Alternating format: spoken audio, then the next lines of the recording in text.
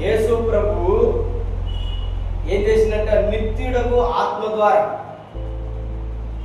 ఆత్మ ద్వారానే తన్ను తాను ఏం చేసిండు?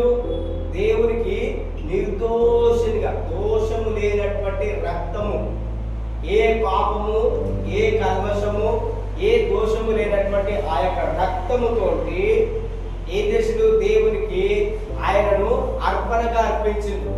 ఎవరి కొరకు అర్పించిండు? ఆయన ఎవరి కొరకు అర్పించిందంటే మనందరి కొరకు ఆయన దేవునికి నిర్దోషంగా ఆయన అర్పించిండు. దేని కొరకు అర్పించిండు ఆయన? మనందరి కొరకు. దేని కొరకు? మన కొరకు. మనం అపరాధములలో ఉన్నాము, మనము పాపములో ఉన్నాము, మనము చచ్చిన వారమై ఉన్నాము కనుక మనము శరీర విషయంలో దేవునికి దూరంగా ఉన్నాం.